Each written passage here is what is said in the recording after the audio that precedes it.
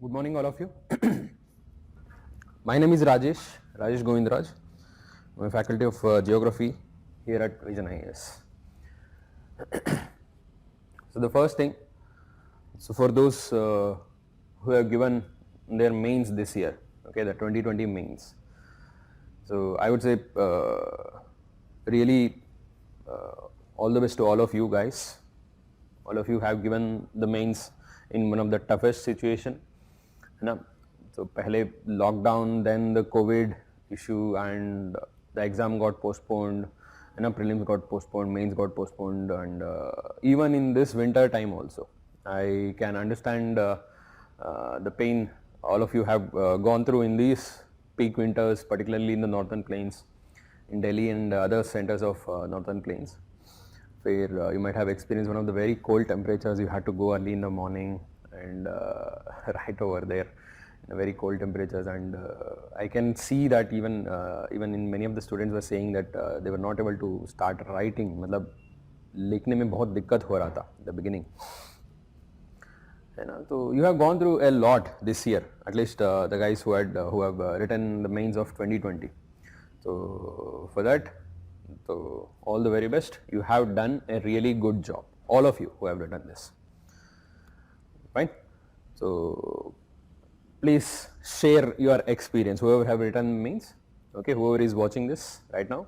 So you can share your experience in the comment section. So I'll also get to read those comments as you share it over there. Okay, how was your experience, and how did you feel about the paper? Okay, overall general studies, essay and your optional paper कैसे था, particularly in the context of today's discussion. So how was your experience of general studies paper 1? Please share it over there. So did you feel it difficult? Did you feel it any type of variation in the pattern, like anything unexpected? And were you able to complete the paper?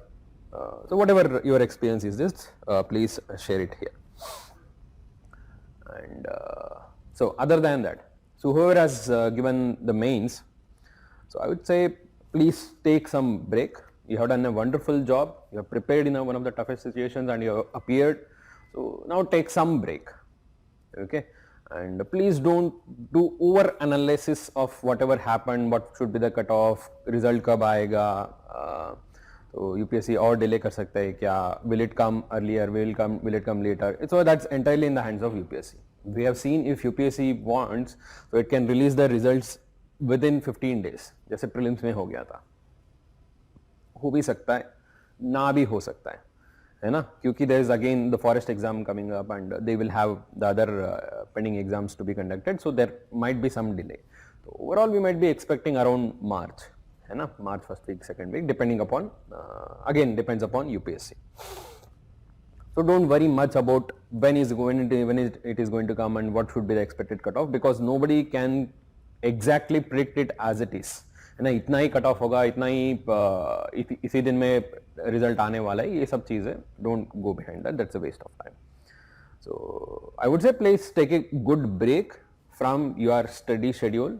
You have done a really good job, feel good about it, है ना. Whatever it is, in whatever the situation you have written, तो you have given your best, don't worry about that. Now after that what you have to do, break लेके वापस study पे concentrate करने का time आएगा. What you have to do exactly in the next 1 or 2 months, okay, till the result comes.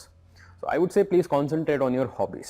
Many of you might have written your hobbies in your mains application form, और अभी ऐसे थोड़ा सा changes हुआ है ना, you will have to write it in your second part of the application form, I guess.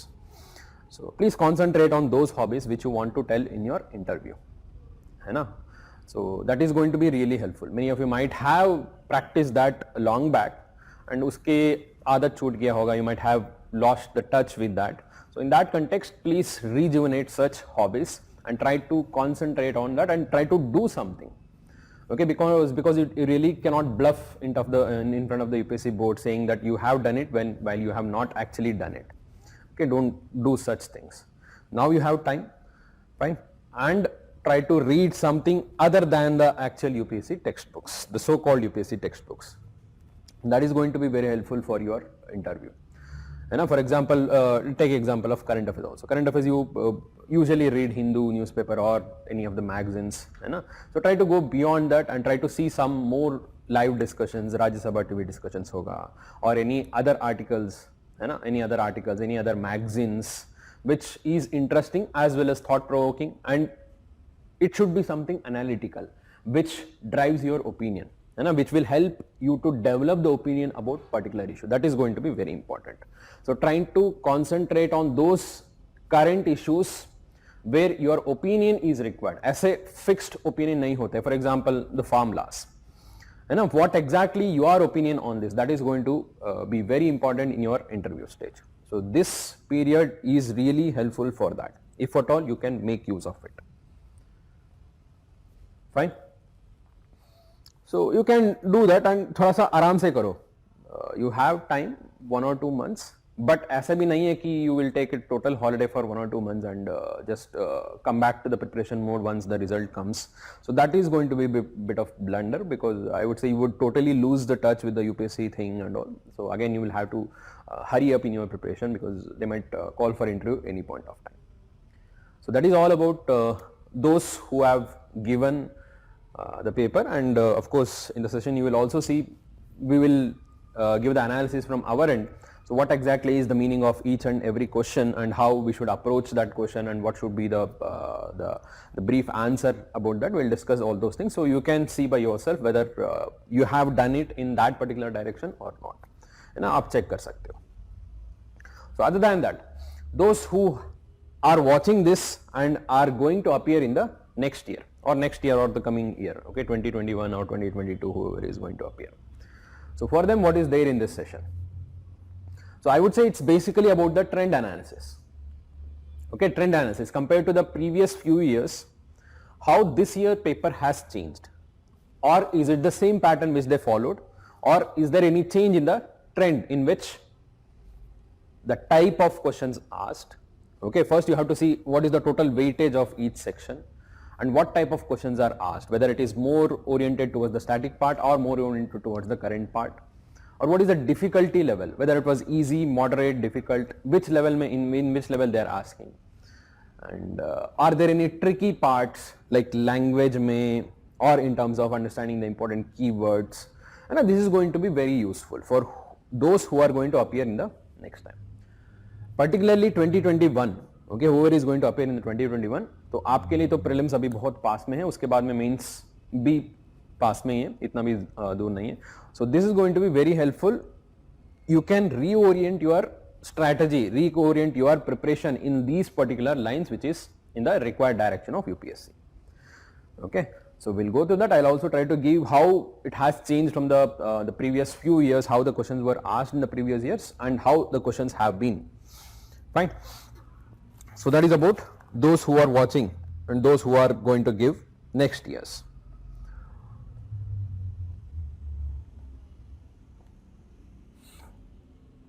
So let's start with the session. I'll be taking the questions of geography,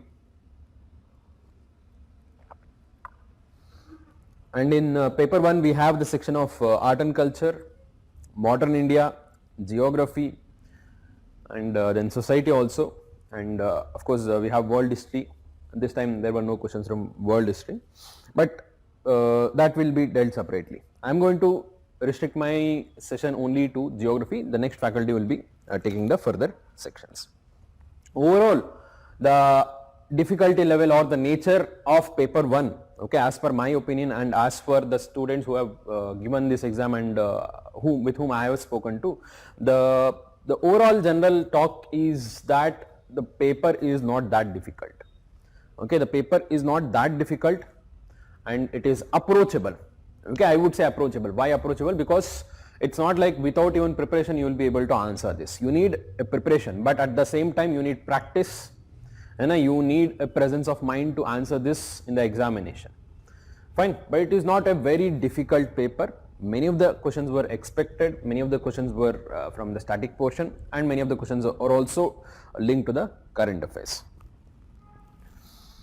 So coming to the geography section.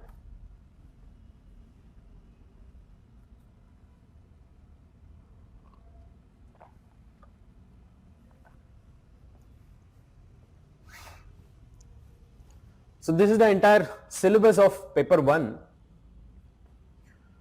The entire syllabus of paper 1. And as you can see, it has the topics of Indian heritage and culture, history, which includes the modern history as well as the world history, then geography, and then society. Okay, and UPSC in paper 1, they also ask the questions in the same order of these sections. Okay, first there would be questions on art and culture, heritage, then the modern India and world history, if at all they want to ask. So then comes geography, and then comes society. You can see the syllabus topics. Okay, these are the topics and the different sections, and those which are highlighted in yellow are the topics of geography. And as you can see in geography, there are 3 sections, 3 major divisions in the syllabus. Okay, let me just read it for you. The salient features of world's physical geography, the first one. Okay, the salient features of world physical geography, here it talks mainly about the physical geography part, geomorphology, climatology, oceanography, biogeography. Okay, from the context of world. Okay, that includes India also. The second topic is distribution of key natural resources across the world, including South Asia and the Indian subcontinent. Okay, this is the key natural resources and the factors responsible for the location of primary, secondary and tertiary sector industries in various parts of the world, including India. Okay, this second topic has, like I would say, it has 2 parts. One is about the natural resources and second one is about the industries and other economic activities, because it says the primary, secondary and tertiary sectors. Okay, it has all the different types of activities and the questions have come from all the different types of activities, not only limited to industries. Okay, and the fourth one you can see, it's a bit interesting to see that it says important geophysical phenomena such as earthquakes, tsunami, volcanic activity, cyclone, etc. Geographical features and their location changes in the critical geographical features and in flora and fauna and the effects of such changes. And if you can notice one thing, this topic is actually part of the world physical geography, isn't it so? Whatever it is given here, earthquakes, tsunamis, volcanic activity, the locational changes in the critical geographical features, everything is actually we study as part of the physical geography of world. Then why is it given separately? What is the need of it to be given separately in a syllabus when this is already part of world's physical geography? You take any textbook or any standard book for that matter, ऐसा नहीं होता है कि like this physical geography would consist of a separate part and geophysical phenomena, all these things are separate part. That is not so. It is an integral part of world's physical geography, but still UPSC has given it separately. There is a purpose for that.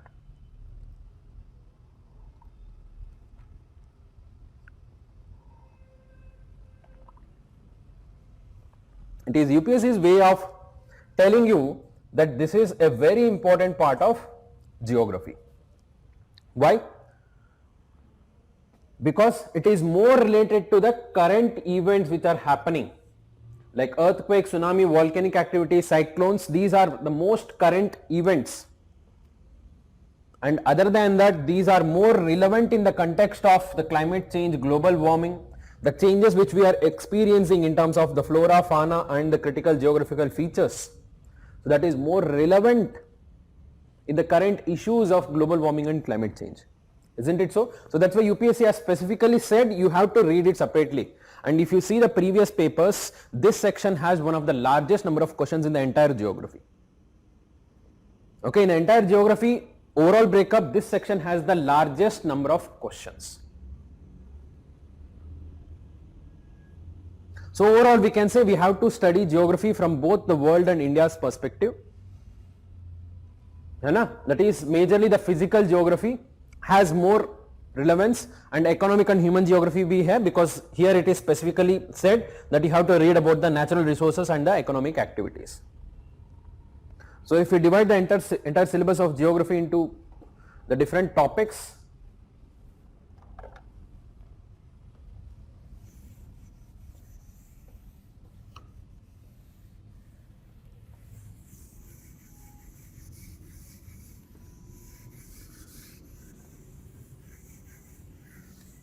we can put it under four different headings. One is the world's physical geography. Second one is the important geophysical phenomena.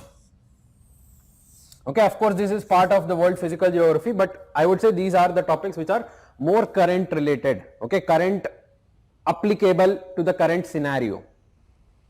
Okay, these are part of the geophysical phenomena, all these things, the earthquake, tsunami, volcanic activity, cyclone, global warming, climate change, and all such changes which are relevant, including the various disasters. This is the second part. And remember, this part includes at least one question on disaster every year.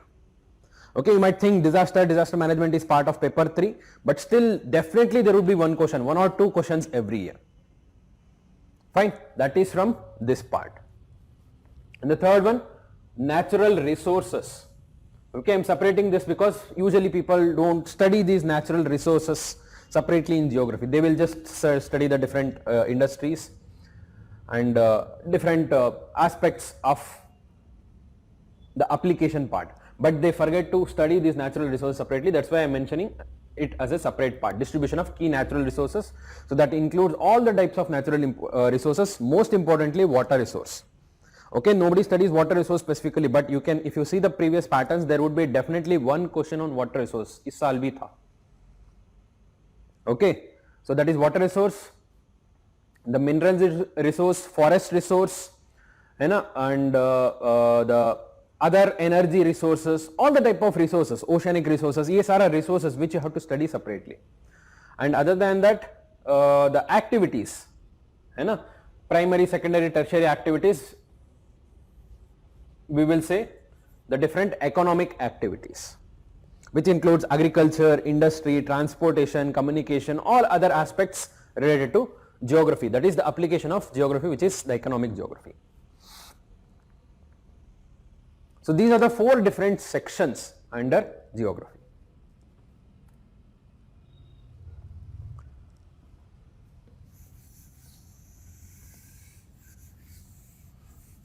Now, let's come to the analysis part.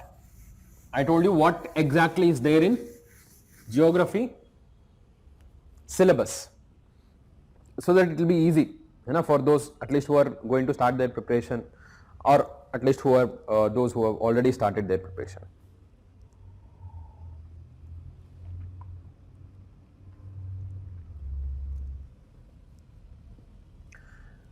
So this is the breakup of like the total marks taken from the section of geography since 2013, okay, till 2020. That is, this is the 2013 is the year when the pattern changed, mains pattern changed. Okay, since then you can see on an average 100 marks out of 250.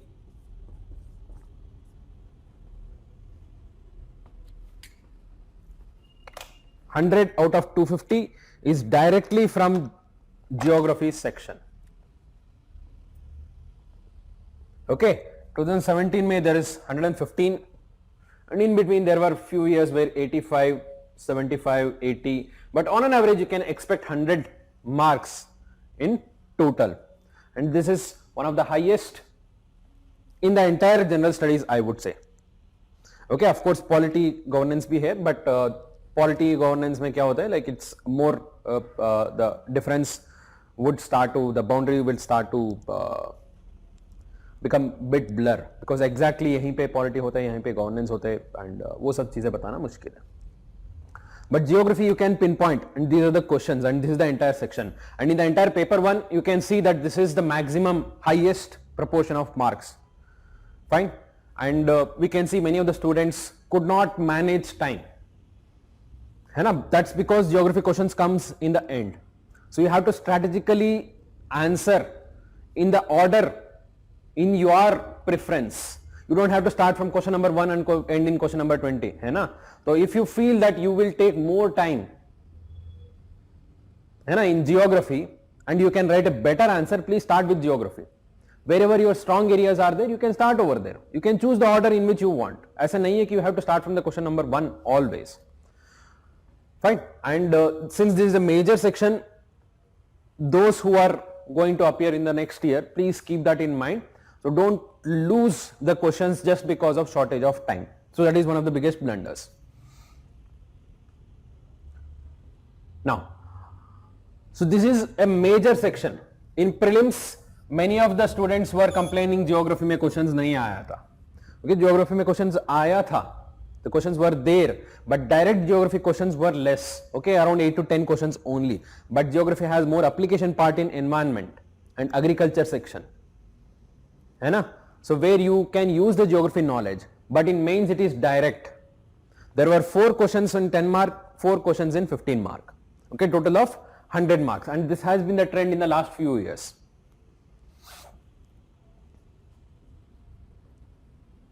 Coming to the sections.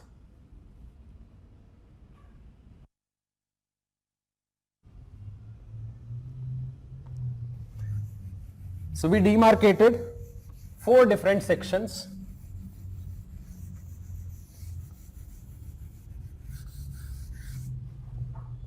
In geography, and this is the breakup of the questions from these 4 sections in the past few years. Okay, I told you 4 different sections. One is physical geography, another second one is geophysical phenomena, third one natural resources, fourth one economic activity. And you can see the physical geography including the geophysical phenomena nearly 50%. The natural resources and economic activity is nearly 50%.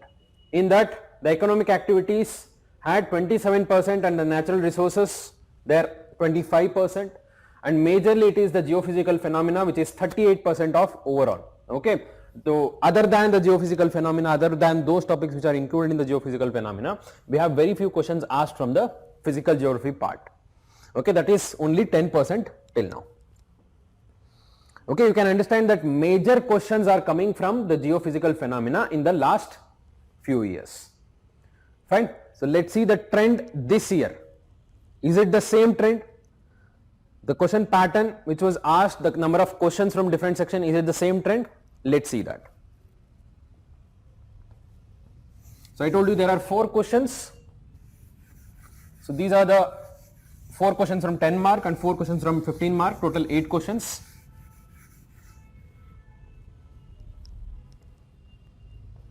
Okay, let's read them one by one roughly, then we'll discuss them separately.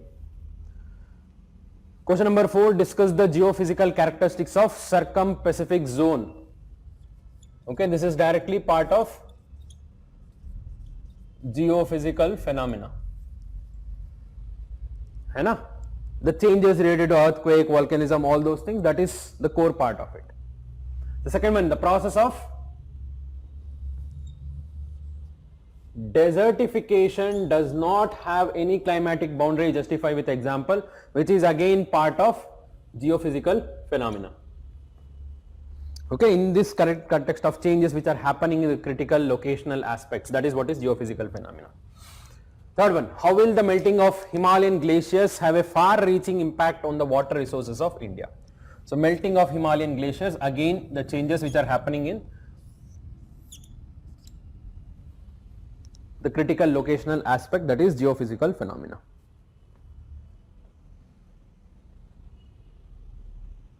Account for the present location of iron steel industries away from the source of raw material by giving example. This is from economic activities. है ना? Industries. Direct question. Interlinking of rivers can provide viable solution to the multi-dimensional interrelated problems of droughts, floods and interrupted navigation. Critically examine. Okay, this is basically a question of water resource.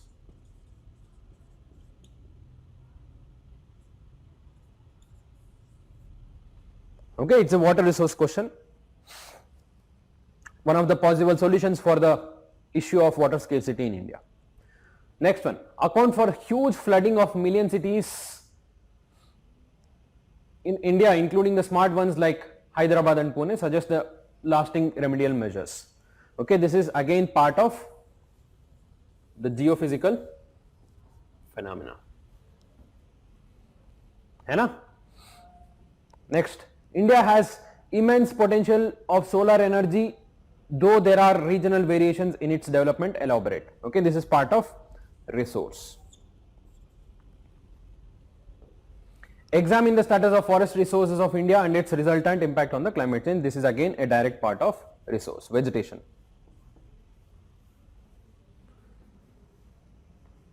So is it conforming with the previous pattern of asking questions from the different sections? Yes, majorly yes.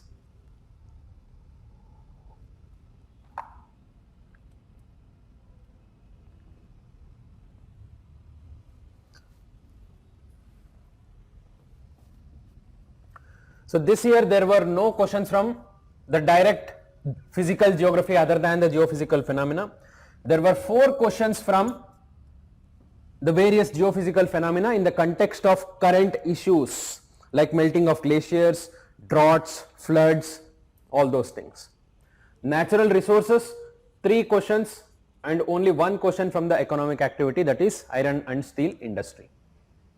So largely we are conforming with the previous breakup of different sections. One small variation, the economic activities and the resources had equal weightage. Now there is more number of questions from the resources and less number of questions from the economic activities other than the resources. Like there was only 1 question from the industry and there are no other questions. And maximum number of questions are still from geophysical phenomena. And many of the students fail to notice this separate topic itself. They just read it as part of the world physical geography. Please be careful here. You have to give special importance to all such geophysical phenomena like earthquake, volcanic activity, tsunami, cyclones and all the critical changes which are happening in the important landforms. Okay, usko separately diya hai, isliye you can see large number of questions from this area. Now, I showed you all the questions, there are a total of 8 questions. So, other than the sectional breakup and the total number of questions, what is the overall analysis of geography section as such?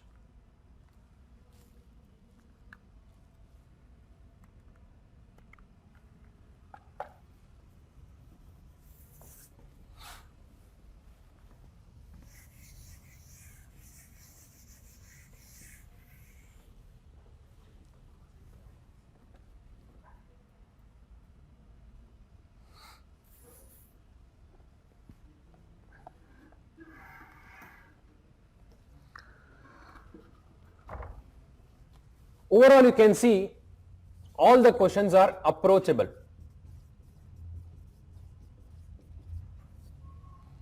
In the last few years there would be at least 1 question where there used to be like बहुत difficult था, like for example mantle plume or the question on cryosphere. Okay, very difficult question. Usually there used to be one such question which many of the students would not have heard, but this year it is not so. Almost all the questions were approachable. You have heard about this, you have read about this. Okay, they are not difficult. That means the difficulty level is easy to moderate.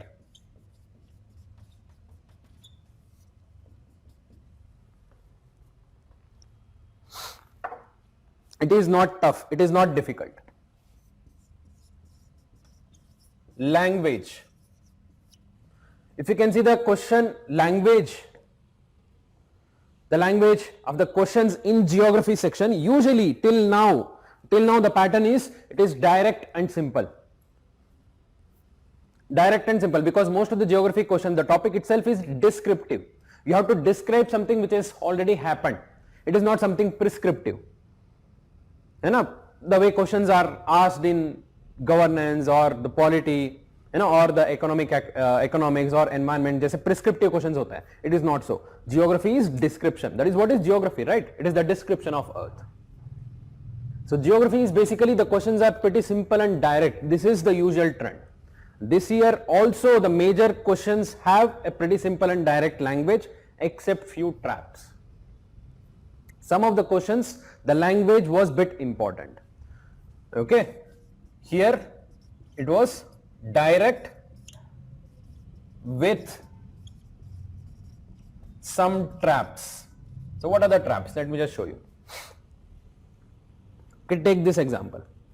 Examine the status of forest resource of India and its resultant impact on the climate change. If you don't read this question carefully, वो भी last में है. If you don't read this question carefully, you will get confused and you might write about the impact of climate change on the forest resources. The question is the impact of the forest resources on climate change.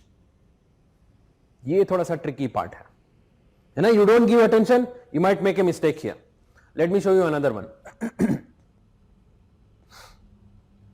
This one. The process of desertification does not have climatic boundaries. So what is the meaning of that? So does it mean that the desertification is not restricted to few locations, or does it also mean that one part of the earth having some other reasons of desertification can result in multiple effects in different parts? And it is not a simple regional phenomena. Desertification in one region will also impact the other regions of the earth. ऐसे हो सकता है क्या? हो सकता है. Fine. There is some trick in the language, but still it is direct. It is not a very big elaborate questions as usually it is asked in the polity section. Paper 2, paper 3 में जैसे आता है. Another important trend is repetition of some of the topics. Some of the topics in this year's questions are already asked. Okay, directly पूछा था. What were the topics which were repeated? है ना, ये जो circum-Pacific zone के ऊपर question आए हैं ना. So even though this was not a direct question on circum-Pacific zone, but there were questions asked in 2014 or something. Okay, I'll show you the questions, previous questions when I discuss each question individually. But this was the topic which was asked earlier. पहले पूछा था. Himalayan glaciers, melting of Himalayan glaciers, directly asked, not in the context of water resource, but in overall general context, melting of glacier resource. Location of iron and steel industry, again, it was asked from the overall context of world's iron and steel industry, now specifically in the context of source of raw material. Flooding of cities. 2016, there were 2 questions on urban flooding. Solar energy and forest resource, in the recent times it is asked for the first time. Okay, you can see out of 8, 4 questions are from the previous topics itself.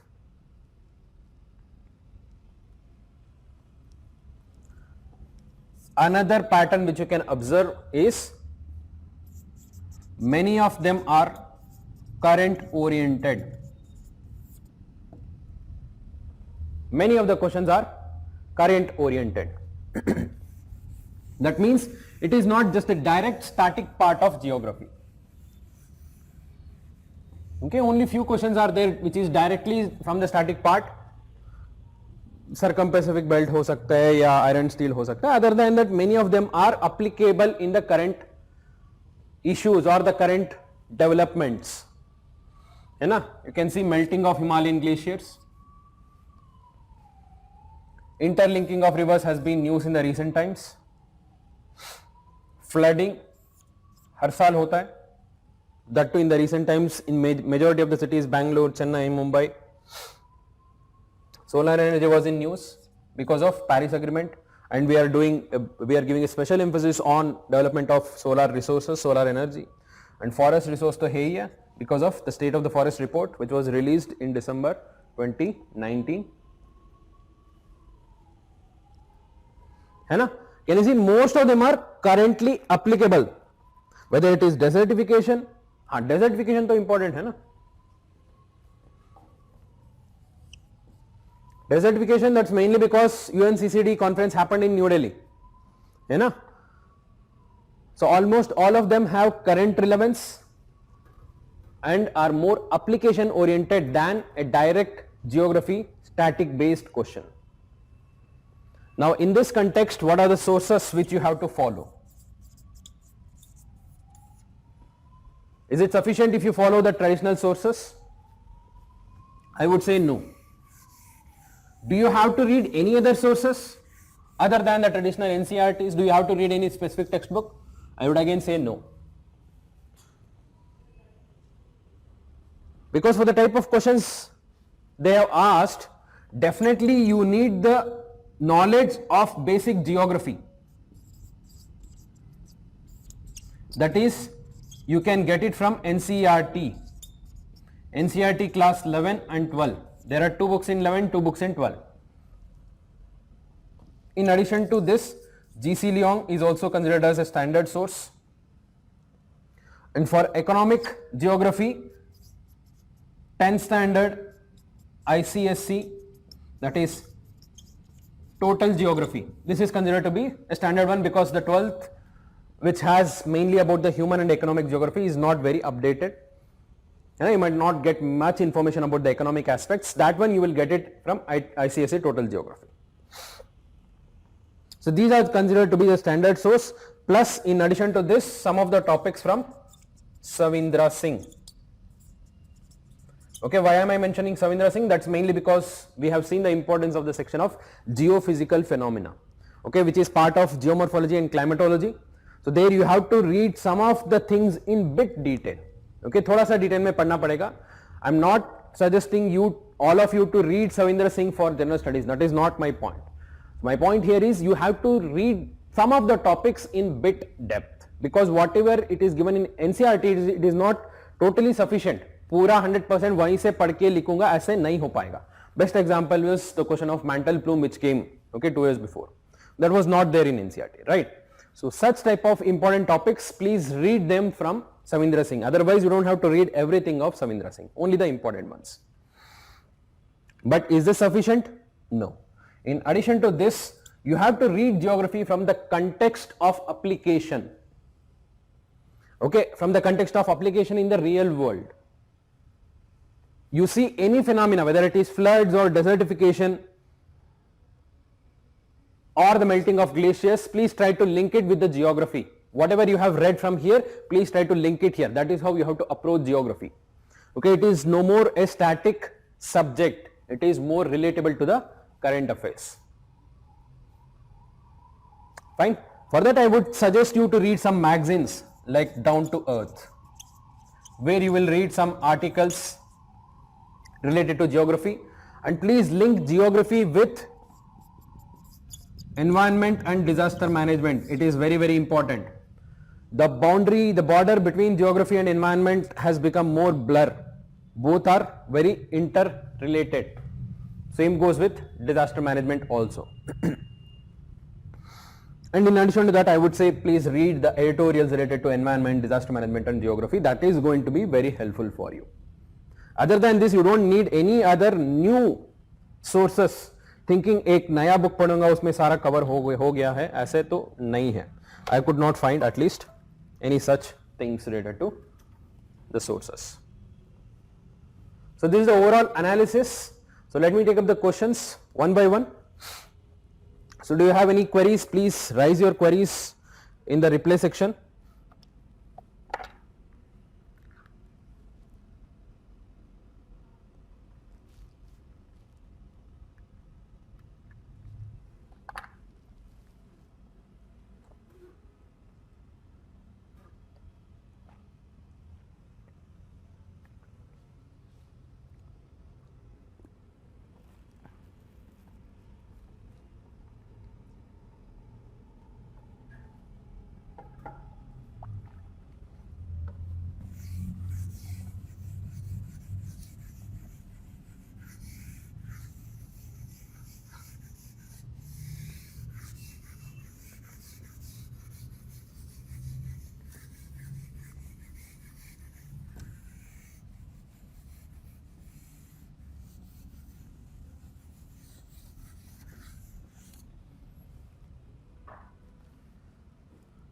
Question number 4. Discuss the geophysical characteristics of circum-Pacific zone.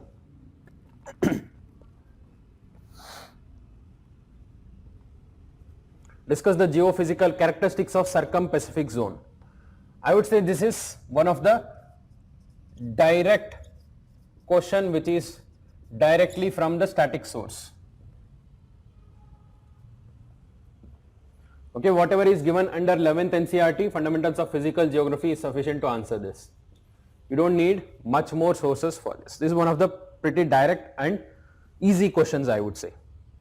Were there any previous questions from this topic? You can see there were 2 questions in 2014. Okay, one is related to the distribution of fold mountains and the earthquakes and volcanoes, which is the most common thing in the Circum-Pacific belt.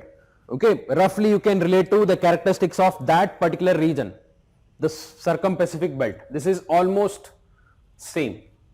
Second one, 2014 ka same question, you can see another question, you can see explain the formation of thousands of islands of Indonesia and Philippines in Philippines archipelago. This is again Circum-Pacific belt,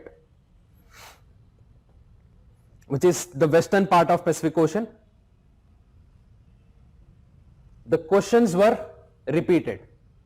Sorry, the topics was repeated, but not the question. They had not asked the entire characteristics of the overall Circum-Pacific region, but the area was under consideration, under focus. UPSC पूछा है इसके बारे में.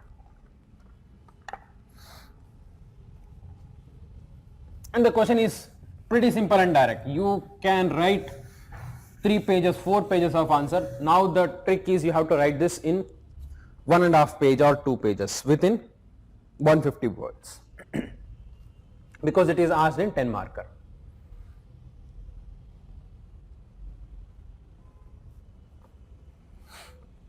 So since the question is about Circum-Pacific zone, if you write a map of Circum-Pacific zone showing the different boundaries, how there is a plate interaction across different margins, you will get an extra mark.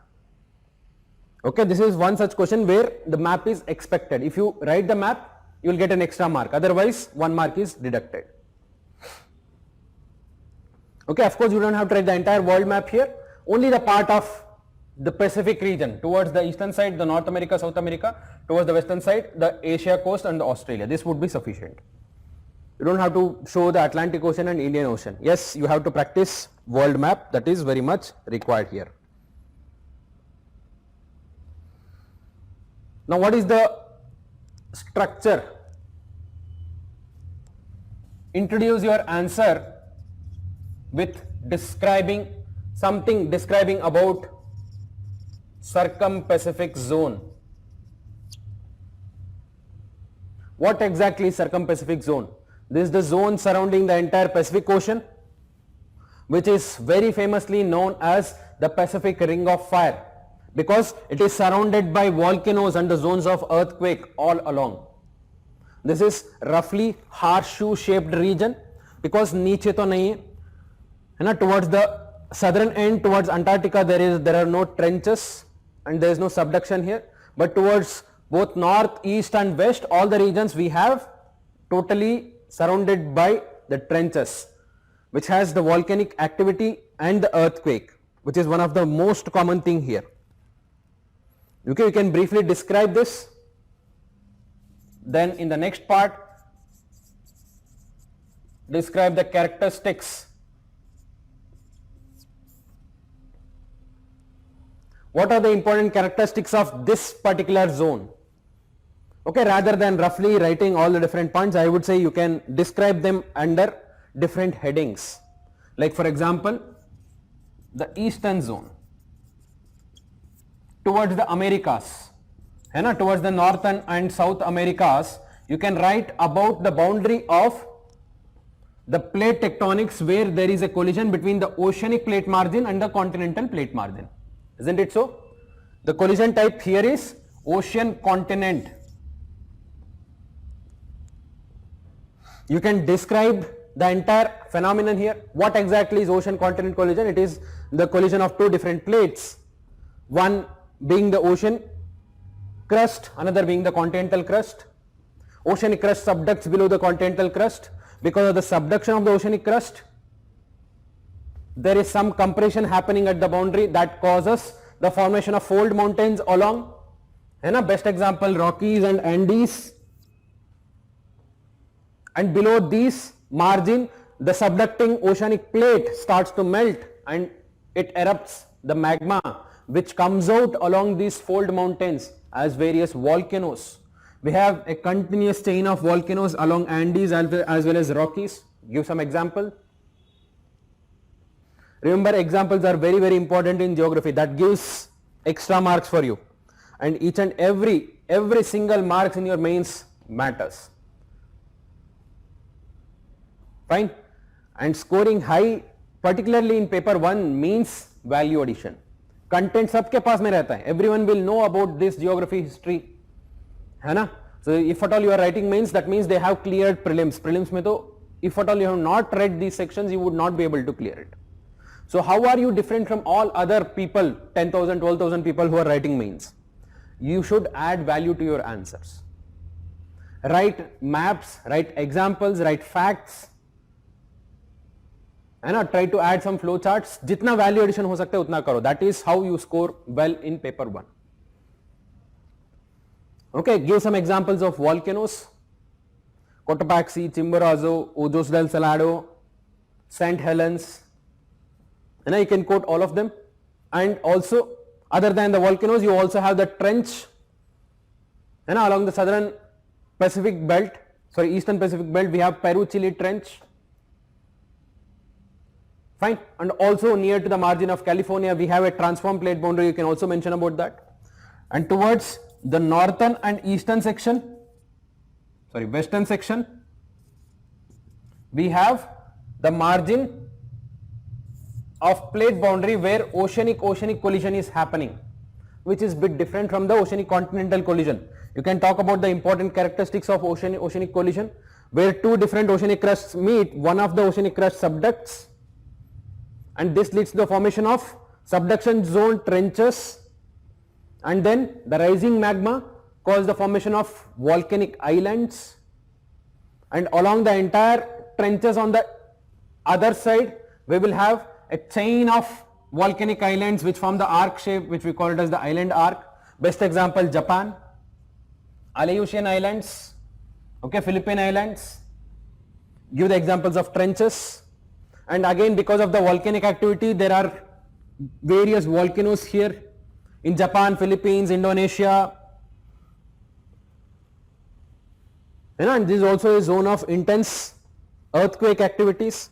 And because of the earthquakes along the oceanic margin, it also results in tsunami, one of the very regular feature near to Japan.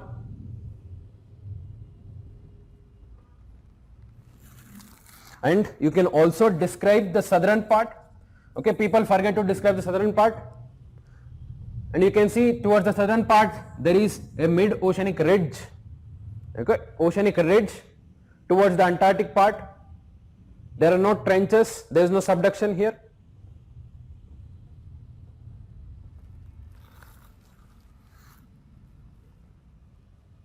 If you want some facts, you can write nearly 75% of all the active volcanoes of the world are located here. 90% of all the earthquakes of the world happen here. So that is why it is called as the Pacific Ring of Fire. You just have to describe the Pacific zone, the circum-Pacific zone. Here you will have enough content. The trick is to write everything within the given word limit, for which you need practice.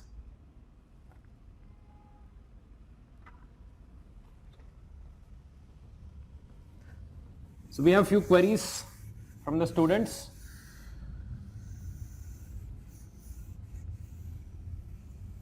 So which topics from Savindra Singh to be read? See, I would say the topics of geomorphology and climatology. In that, not everything again, only those topics related to the plate tectonics, cyclones, earthquakes, volcanic activities, and the wind system, which is important one. Please try to read them at least from Savindra Singh. इतना कर लिया तो काफी है, बाकी सारा NCERT से cover हो जाएगा. So can we read Majid Hussain for Indian geography? See, people also ask Majid Hussain and also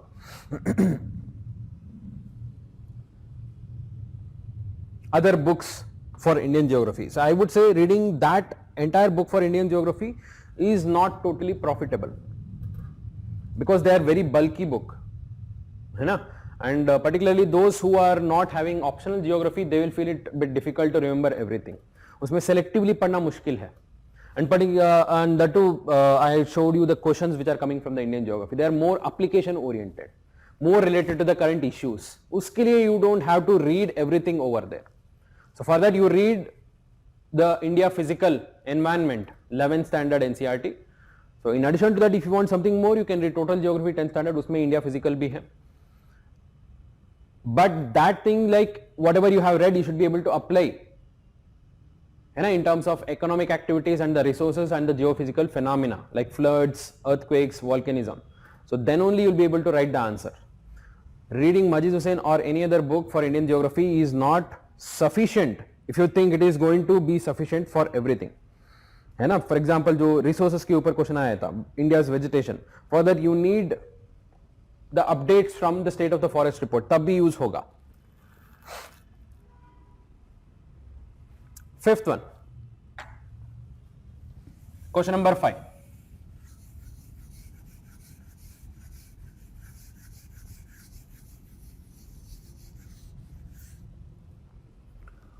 The process of desertification does not have climatic boundaries. Justify with example. So I told you this is a question of the section geophysical phenomena, because desertification, one of the changes which are happening in the critical landforms, and this is more related to current affairs because in 2019 UNCCD, United Nations Convention to Combat Desertification, UNCCD है, तो उसका conference of party in COP14 happened in New Delhi. So this was totally in current news. But as a part of environment, they would have asked about whatever happened over there, but in geography they will ask again majorly about desertification. So that is why we have the question. But I also told you the question was not framed in a very simple statement, simple language, थोड़ा सा tricky है. Okay, if you read the question, it says the process of desertification does not have climatic boundaries. Justify with example. The first thing here you have to understand that, so what is the meaning of this statement? The desertification is not a phenomena which is limited to certain regions, certain climatic regions, जैसे कि desert climate हो गया या savanna climate हो गया, वहीं पे हो रहा है, ऐसा नहीं है. It is a global phenomena which can happen everywhere. And second thing is, it has the connectivity with all the different regions. Desertification in one region will also affect the climatic conditions of another regions by impacting the global climatic pattern. So this is what you have to explain. Fine. And they say justify with example. The first thing you have to understand, they are saying justify. That means the statement is a correct one. Please don't make a mistake in understanding the question. Many of the students might make a mistake here by thinking that हाँ ये भी लिख सकते हैं, ये इसके opposite भी लिख सकते हैं, है ना? People think that हाँ desertification is happening, but in the counter arguments desertification is limited to only certain regions. ऐसे भी arguments दे देते हैं. Please don't give counter argument here. The question directly says that you have to justify this. If the question is something, critically analyze the statement, critically examine the statement or comment on the statement. In that case you should give both the arguments and counter arguments in this context. But here they are directly saying you have to justify. That means the statement is totally correct. Your answer should be totally about justifying this with example, of course. Okay, you are expected to write the example here. If you can write a world map and show the different regions affected by desertification, that will be really beautiful, and any evaluator would appreciate that. Of course, he would not be expecting you to write such maps, but if you are able to write a world map and show the different regions affected by desertification as a simple map, 1 minute, you will definitely get an extra mark here. Now, introduce your answer by defining desertification. Okay, you can define desertification, or you can also give the current context of COP14 which happened in New Delhi. You can also say that in the current context recently so and so event happened, that in that we discussed so and so, it was the outcome of so and so. ऐसे briefly बता सकते हैं. That also shows that you are currently updated. है ना, for an evaluator who is evaluating, हाँ ठीक है, आपने current events का example भी लिखा है, अच्छा है. So what exactly is desertification? Desertification is basically a phenomenon of land degradation. It's a phenomenon of land degradation. Many think that desertification is something related to the expansion of deserts. No, it is not just related to the expansion of deserts. Anywhere where the land is losing its fertility, wherever it is undergoing the degradation, we call it as desertification. It can happen in arid regions, it can happen in semi-arid region, it can even happen in fertile regions. कहीं पे भी हो सकता है, it can happen everywhere. And the reason can be both natural as well as anthropogenic. Natural कैसे होता है? Any change in the climate, okay, climatic variations, the long term variations, the drought conditions which happens because of the lack of precipitation, it can be natural. And majorly it is anthropogenic. That is the recent phenomena because of the deforestation, land degradation, land salinization, various things are there, we will discuss that. But in this context of question, where the question is saying the process of desertification does not have climatic boundaries, that is mainly the reason, the result of anthropogenic activities. क्योंकि usually naturally जो होता था, that is majorly was in the regions of arid regions, where naturally there were less precipitation. Now that has expanded beyond its original boundaries. It can happen everywhere and it is happening everywhere. That is mainly because of anthropogenic factors you have to discuss here. In the second part, you have to say how it is a global phenomena.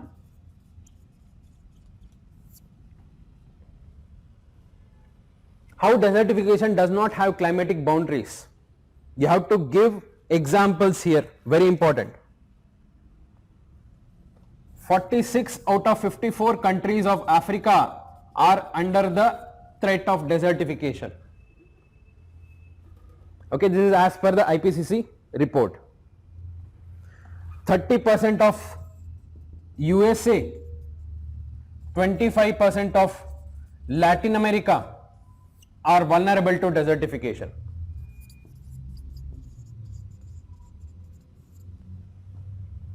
Not only this, even in European country, the so-called European country which is considered to be very fertile, very cold countries and a moderate climate, even in European countries there are threats of desertification, particularly those regions surrounded by Mediterranean. Okay, the climate has started to become a bit more dry, particularly in Spain. 20% of Spain is under the threat of desertification. Okay, you can also give the example of Central Asia, which is considered to be a bit cooler. There also aridity is happening. Example, Aral Sea. 90% of Aral Sea has dried up in the recent times, recent last 10-15 years.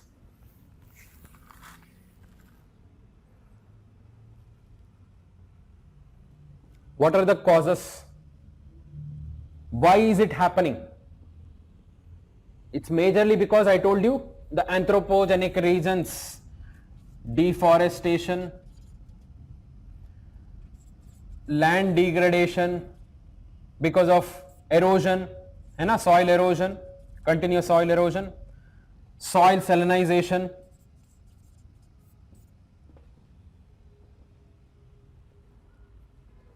overgrazing.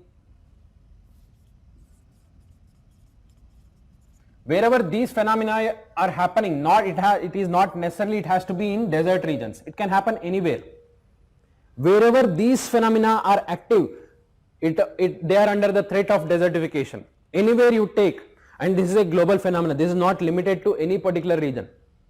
Okay, all these are the major anthropogenic factors which are causing the desertification, and this is not limited to any particular region. It is all over the world. You take any continent, Europe, Asia, Africa, North America, South America, Australia, you will find all these things.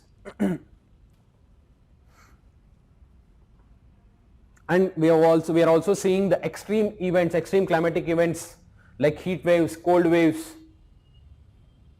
dry arid conditions, drought conditions, because of the changing weather phenomena which has affected almost all the parts of the world equally. So these are the reasons to justify that it is not a regional phenomena, it is not limited to one region.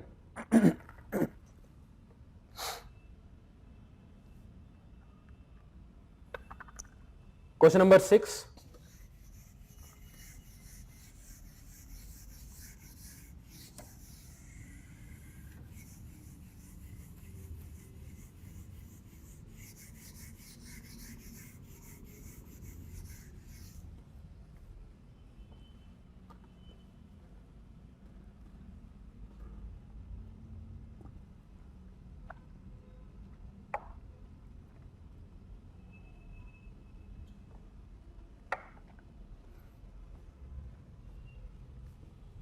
How will the melting of Himalayan glaciers have far-reaching impact on the water resources of India?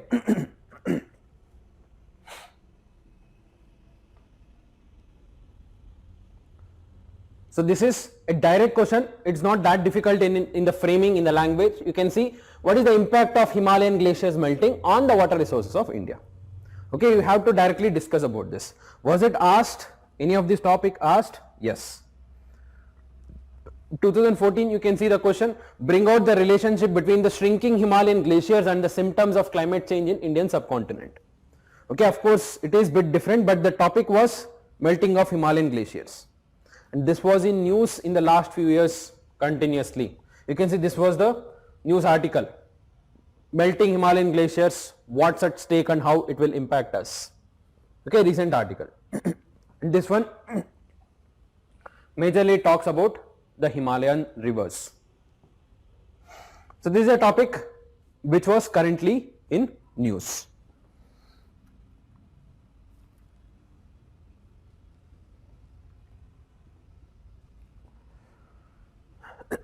Now, in the introduction, you can talk about any of the recent reports which highlights the issue of melting of glaciers. It is said that the rate of melting of Himalayan glaciers has almost doubled in the last 10 years. It is also said 1/4 of all the glaciers in the Himalayan Hindu Kush region has melted in the last 50 years.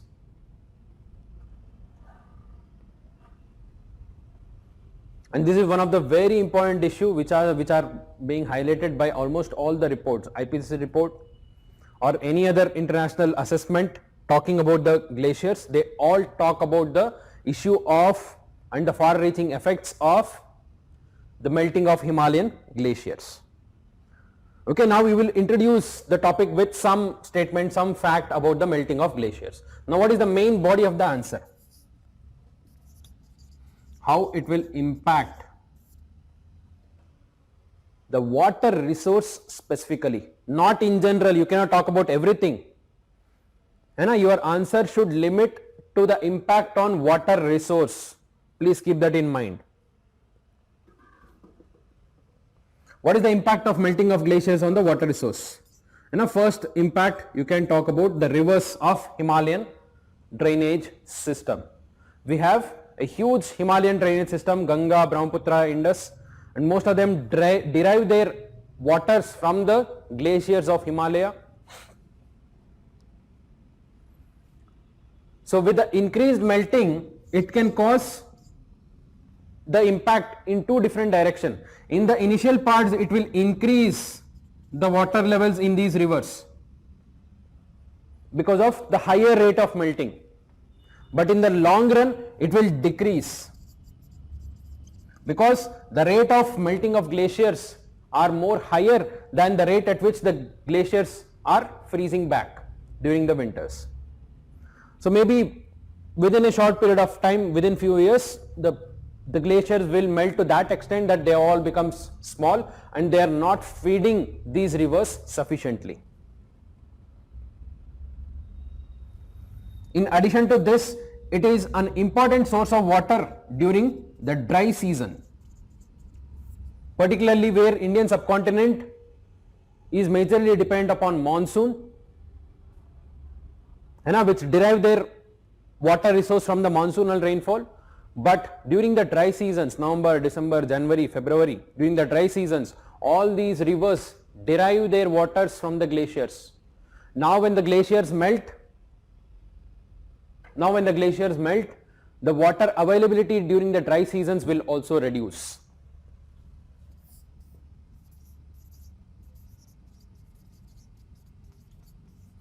It also said to cause an impact on the groundwater resource of the northern plains, because the main source of this groundwater resources in northern plain is the rivers, because the entire northern plains are made up of the river sediments.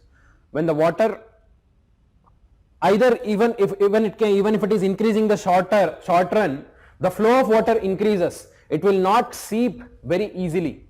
You need an average flow of water, then only the groundwater seepage will increase, the groundwater recharge will increase, and in the long run, when there is a decrease in the water levels in the rivers, again that is bad for the groundwater resource. In addition to this, it's said to cause more erosion because of the increased flow of rivers in the short run, more erosion of all the surface, wherever the river valleys are there. Usually the river valleys of the northern plain are not very shallow, so that might result in more deeper valleys because of the increased rate of vertical erosion. And increased water availability might cause the flooding, that might affect the agricultural season and the usage of water resources efficiently.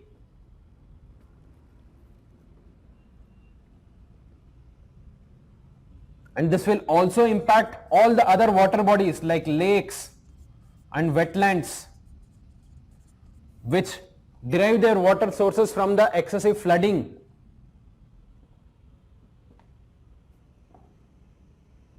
And the melting of glaciers might also impact the microclimate, increasing the temperatures in the regions.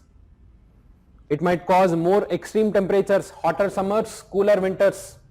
That will again have an impact on the water resource, water availability, moisture availability in the atmosphere. Yes, you have to talk specifically about the impact of water resource, and of course you have to conclude, giving a conclusion or way forward here.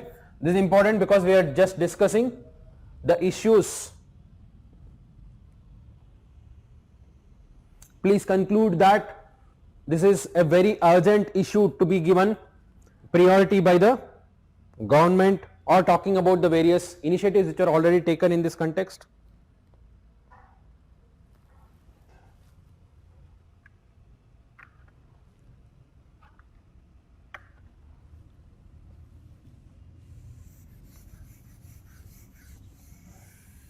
Question number 7.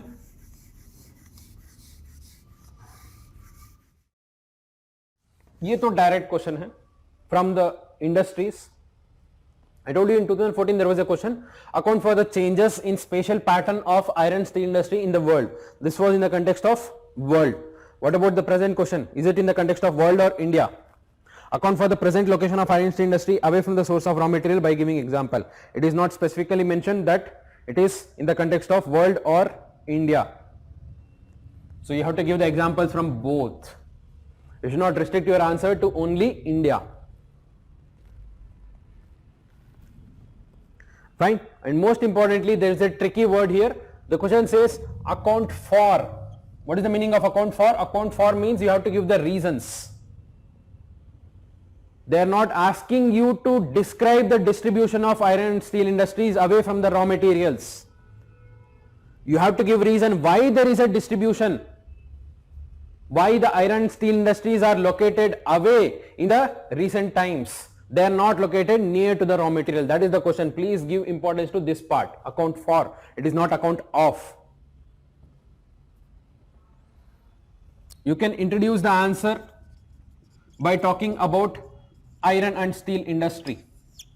Okay, the importance of iron and steel industry, or the previous pattern of location of iron and steel industry, which was majorly towards the raw material. What are the raw materials used in iron and steel industry? We have iron ore, manganese, coal, limestone, and a good quantity of water. These are the major raw materials used. If you take the earlier pattern of location of iron and steel industry, so they are majorly in those regions where there is iron ore or there are coal mines, because these two are majorly used, two major raw materials used. Either they are located near to the iron ore or the coal mines. And also the second reason is both are weight losing raw materials, which loses its weight during the processing. So इसलिए it is more profitable to locate them near to the source of raw material. But in the recent times there is a shift. There is a change in the way these iron and steel industries are located. They are not near to the source of raw material. Okay, remember, you have to limit this part. You don't have to elaborate this very much. The main answer is how they are not located near to the source of raw material. There are various reasons, various factors. One important factor is port location.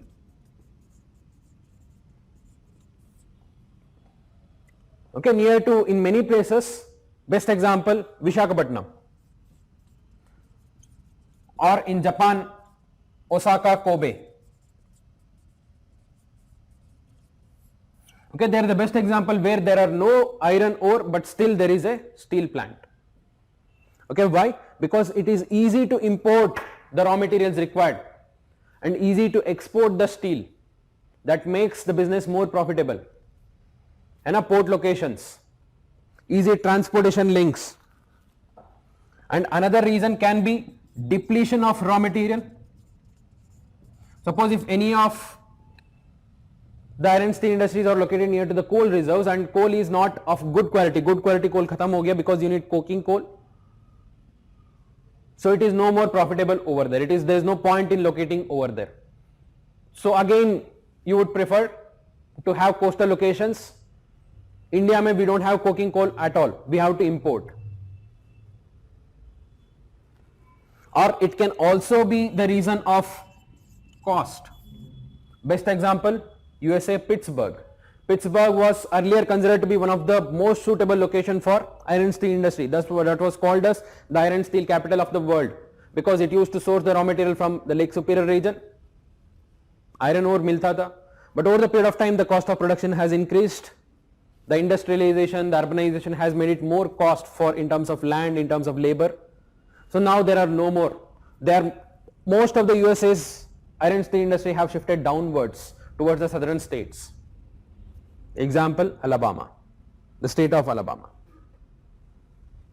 Or it can also be because of the government policies of distribution of the industries. Okay, example, Salem steel plant. वहाँ पर iron ore नहीं है. And most important factor is the location of mini steel plants. Mini steel plants are the recent phenomena where the size of the steel plant is smaller, it requires lesser capital, lesser gestation period, and it uses mainly the scrap steel, which are the recycled steel material which you would get from the urban centers. So that's why mini steel plants are located more in the urban centers, more near to the market region, where they can source the scrap steel, scrap iron, and they can also sell it to the market over there. Now these are the various factors, various reasons why the current trend of iron steel industry is not near to the source of raw material. Okay, examples are very important here.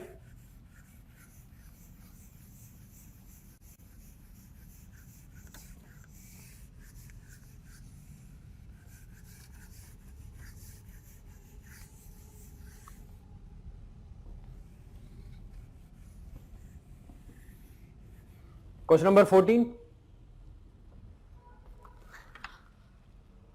The interlinking of rivers can provide viable solution to the multi-dimensional interrelated problems of droughts, floods and interrupted navigation.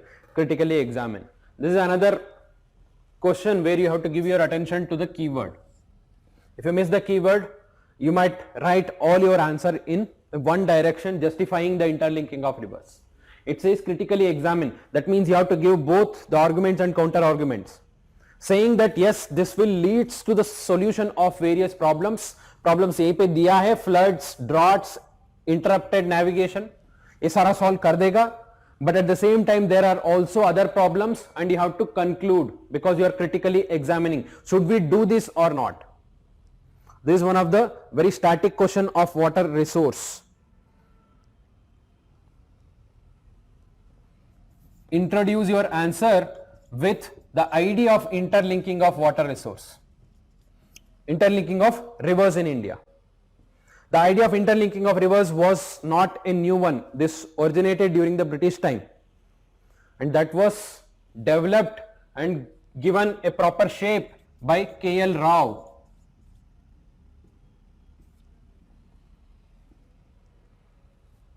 K.L. Rao in 1972. Later in the recent times our Supreme Court is pitching for this. It is supporting this. Why not we go for this? The interlinking of river. Okay, this project is a very old one and very important one from the context of solving the problems of flood, drought, irrigation, navigation, fishing, and it has various applications. Basically, if you see the drainage pattern of India, the northern Himalayan drainage system is very rich in terms of water availability because they are mainly fed by the glaciers and they have all through the year a good water availability. But compared to that, the peninsular river system is bit dry because they flow in the plateau system and they are mainly dependent upon the rain, the monsoon. This basin is considered to be the water deficient and this is considered to be the water rich. The plan of inter-basin water transfer involves transfer of excess water, the surplus water from the northern basin to the southern basin by connecting different rivers, by bringing connection, interlinking of different rivers, so that all of them are interlinked and we can always transfer the excess water from one basin to another basin. This is the entire project. So you can talk about the benefits and then issues and finally conclusion. क्या करना चाहिए? Very easy, simple and direct question. है ना? Benefits तो question में ही दिया है. You can talk about this. This will solve the problem of floods. क्योंकि यहाँ पर बहुत ज़्यादा flood होता है, बहुत ज़्यादा पानी की वजह से यहाँ पर drought होता है. So this will also solve the problem of droughts in those deficient regions. It helps in bringing better connectivity between the different rivers, helps in navigation, irrigation, economic activity, बहुत सारा है. At the same time, this also causes issues. What are the important issues? Please don't write generic issues. You can talk about the issues in terms of economical issues because it requires a huge money, ecological issues because it causes the submergence of a large number of area. It will affect the forest, it will affect the wildlife corridors. It is also an administrative issue because it involves the sharing of water. Already with the present method where there are not much linking, there are so many issues between the different states because water is its state list. It comes under the state list. And it becomes much more problematic with more links, creating more issues in water sharing. It can also create issues in the international context because these rivers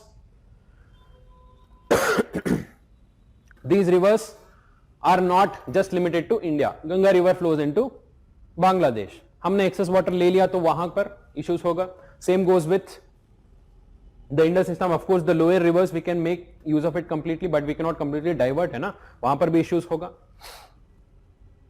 It will also create social issues like rehabilitation, resettlement, migration. You can talk about various issues. बहुत अच्छा points मिलेगा. Conclusion क्या होगा? So definitely it is, we cannot totally reject it because it is supported by many experts, but definitely it will lead to so many issues. So the idea is we cannot implement as a whole. We have to do a thorough study on this project and we can go by case to case. Okay, implementing few of the links and seeing and how it is working, and based on that we can proceed further.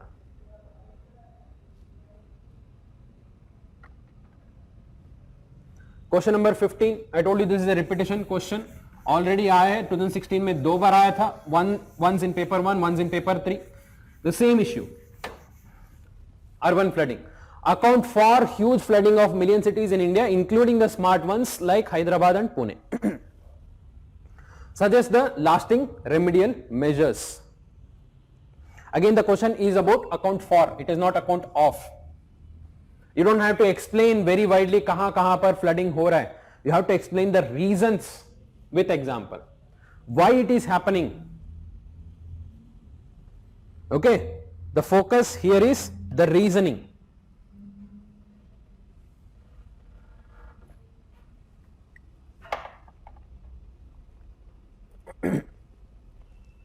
You can start your answer with any of the recent examples of urban flooding. This is the best way to start a current issue. Give the recent example. Bangalore में flooding हुआ था, Mumbai में हुआ था, Hyderabad, Chennai. Most of them are considered to be the smart cities. Now the main focus should be why they are happening. And we know there are various reasons for this, starting from the increase in concrete surface, which reduces the percolation, which increases the surface runoff, which causes easy flooding. Most importantly, all the water bodies, urban water bodies like lakes and wetlands are occupied, converted into the settlement regions. This has disturbed the natural drainage pattern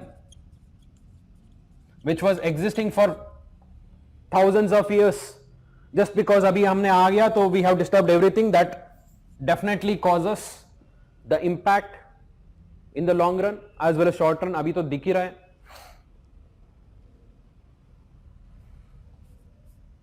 Okay, then we have mismanagement of urban drainage channels. They are not regularly cleaned, regularly removed of all the blockages. Okay, best example, Patna floods de do. Most importantly, lesser forest, lesser green cover, and also you can talk about urban heat island, है ना. See, देखो जितना geographical terms use करोगे उतना अच्छा है. Your answer should look like a geography answer, right? Even though the topic might be a bit general, it might be related to environmental issue or disaster, but you should try to bring the geographical aspect. Urban heat island is one such aspect. Urban heat island is basically a phenomena which increases the temperatures of urban region because of the increased release of heat, and the heat get reflected between the different concrete surface, different buildings, and they are trapped here. That causes the local changes in climatic pattern.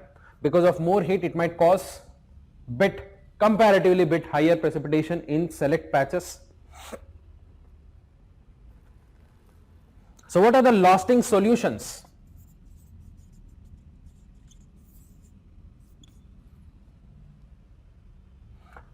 See, the question also says it is including the smart cities like Hyderabad, Pune.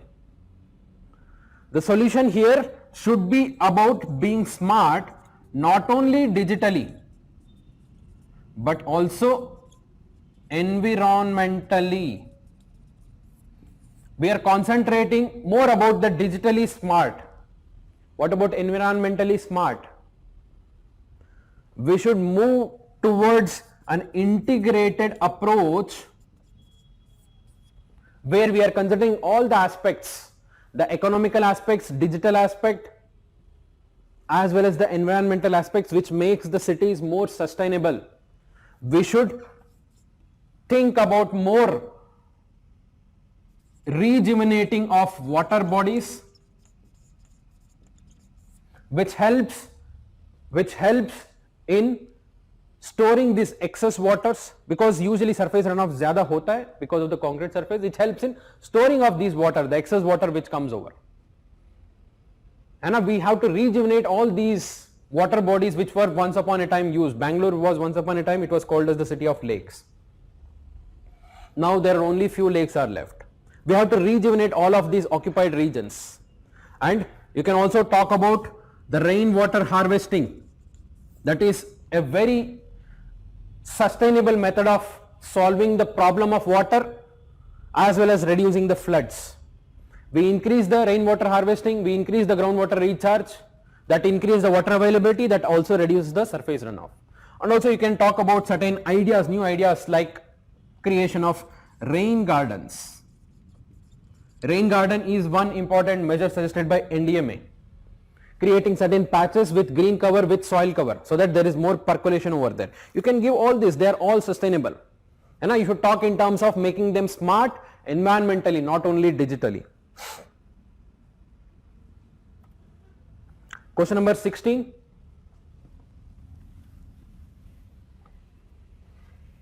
So this is a question on resource.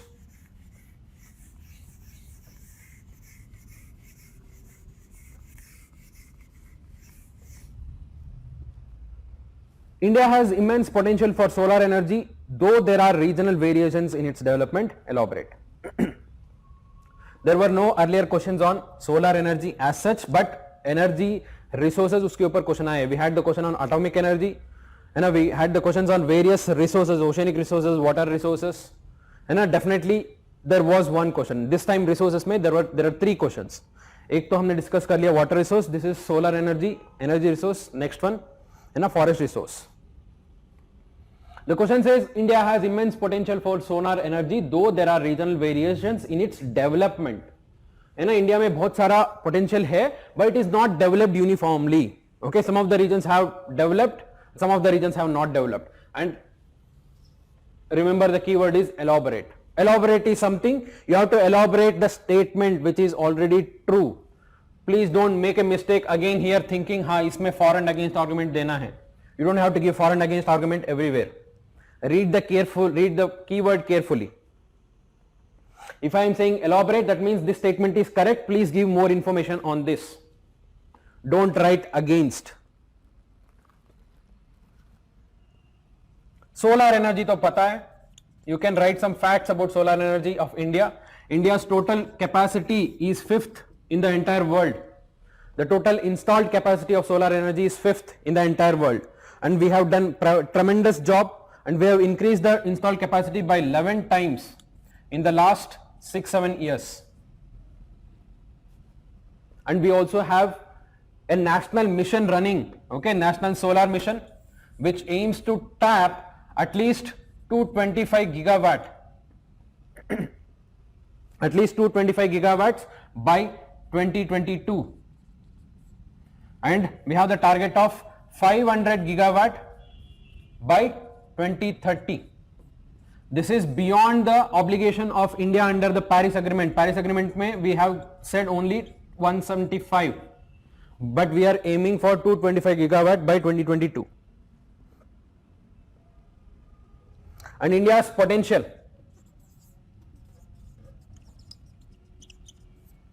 India's potential is huge in terms of solar energy. Why? Because India is a tropical country, and much part of India lies below the tropics, and even though many of them are above the tropics, still they are receiving a good amount of sunlight for major part of the year. The overall energy potential of India is 5,000 trillion kilowatt hour per year, and many of the states have done really well as per the National Solar Mission. Andhra Pradesh, Rajasthan, but still many of the states which has huge potential, Karnataka, Telangana, they are still lagging behind, even though they have done. they are not totally up to the mark. Only in the southern states and the western states they have utilized to a great extent, but not the eastern states, northeast states, northern states. There is lesser utilization of solar energy over there. And of course, northern states mein to we can understand during some major part we will have the winters where the sunlight is lesser. But at least in the eastern part it should be utilized, but it is not. There is a regional variation. If you can draw a map and show the different regions with where there is a good utilization of solar energy and lesser utilization of solar energy, that will be good in this context.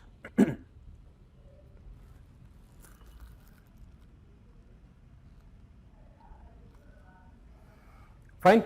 Remember, you have to elaborate what is given under the statement. Of course, we are talking about the issue. You can give a brief way forward. What exactly can be done to reduce this imbalance? Last question. Examine the status of forest resources of India and its resultant impact on the climate change. I told you this is one of the tricky question, and being the one of the last questions, you might make mistake here in understanding the statement. That's why you have to read every question carefully. Okay, even if you get bit lesser time for answering, don't worry, but read the question carefully and make the rough framework before answering. That will solve major issues of making mistake in understanding the question. Examining the status of forest resources of India and its resultant impact on the climate change. You have to link the status of forest resource on the climate change, not the otherwise. You cannot say the impact of climate change on India's forest resource. Okay. In the first part talks about the status of India's forest resources. You can give best facts from the recent State of the Forest report. Okay, recent State of the Forest report says that India's 24.56% of area is under the green cover. And is it sufficient? You can also talk about the various types of forest. We have very dense forest in the stretches of Western Ghats, Chhattisgarh, Odisha, Northeast, Andaman Nicobar, and some dense patches in central India, Madhya Pradesh, Jharkhand, Chhattisgarh, Odisha, and parts of Tamil Nadu, Andhra Pradesh, Himalayan, and we have arid patches in the rain shadow regions of Karnataka, Maharashtra, Rajasthan, Gujarat, where it is majorly open forest, thorny forest. Describe the extent, describe the present status, and what is the change in the recent times. You can use again the State of the Forest report here. The recent State of the Forest report, that is 2019 report, talks about the changes happened in the last 2 years. One of the worrying trends is that the northeastern regions, which are richest in terms of vegetation, has lost a major part of it. The total forest cover is decreasing in all the states of northeast. Once upon a time, all the states were above 80% in its forest cover. Now it's only Mizoram. All the states have lost majority of their forest, whereas the southern states like Karnataka, Andhra Pradesh, Tamil Nadu, Kerala, they are doing well in forest preservation. Now, what is the impact of this on the climate change? Of course, one of the major impact you can talk about is the carbon sequestration. And now we are increasing. The overall area under the forest is increasing. Right? That means more carbon sequestration, more amount of carbon dioxide is being captured and stored. In addition to that, we have soil carbon. It is said that as per the latest report, nearly 56% of the carbon stored in the Indian forest is in the soils. Not only the increase, the recent status, the recent State of the Forest report also shows the decrease. That is also a worrying effect. We can also talk about that, how it is impacting the climate change. The dry regions, the regions of northeast are losing the forest. So that is going to have an impact, a long lasting impact on climate change.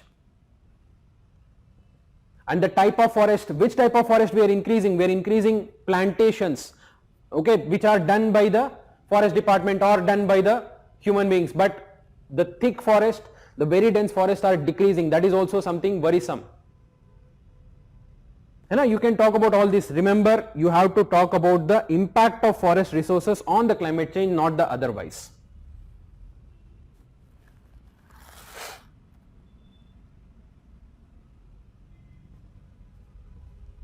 So that completes the geography section. If you have any doubts other than this, if you want to ask anything, you can write to me at this mail ID, and you can also connect using the link.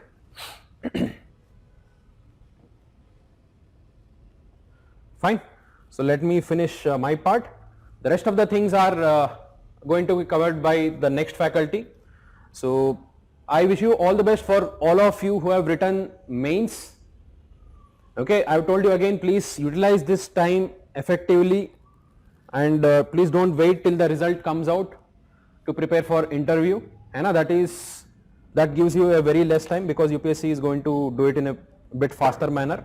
That is the expected thing for this year at least. Okay, all the best for all of you. Thank you.